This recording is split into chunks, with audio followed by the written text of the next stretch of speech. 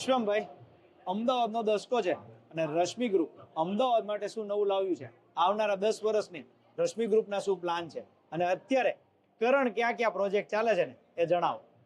આમ તો છે ને રશ્મિ ગ્રુપ છેલ્લા 3 દશકાથી અમદાવાદની સ્કાયલાઇન ચેન્જ કરી રહ્યું છે. Yes, definitely.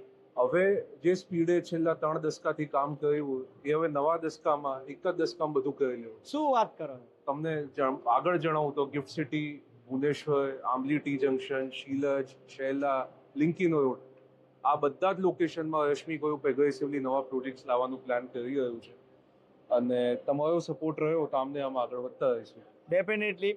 વિશ્વમભાઈ, ખાસ વાત એ છે કે અત્યારે તમારા પ્રોજેક્ટ મેક્સિમમ આંબલી ટી જંકશન ઉપર છે, પ્લસ લિંકિંગ રોડ ઉપર છે. તો હું એવું કહી શકું કે આંબલી ટી જંકશનનો કોઈ કિંગ હોય તો આ રશ્મિ ગ્રુપ છે. તો અત્યારના ઇન્વેસ્ટમેન્ટ મુજબ સારું ઇન્વેસ્ટમેન્ટ અને એપ્રિસિએશન તમને શું લાગે છે આવતા 10 વર્ષમાં? આપણા છે ને 2 કી કમર્શિયલ પ્રોજેક્ટ છે આંબલી ટી જંકશન ઉપર.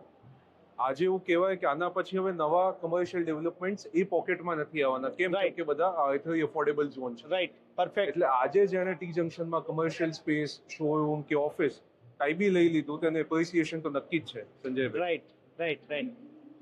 તો દોસ્તો, રશ્મિ ગ્રુપ છે ને ગિફ્ટ સિટીની અંદર, ભુવનેશ્વરની અંદર, આંબલી ટી જંકશન અને શીલજ અને લિંકિંગ રોડ ઉપરના પ્રોજેક્ટ, કોમેન્ટ સેક્શનમાં તમે રશ્મિ લખો અને એમ્પાયર પ્રોપર્ટીઝ તમને રશ્મિ ગ્રુપના હરેક પ્રોજેક્ટની ઇન્ફોર્મેશન આપશે.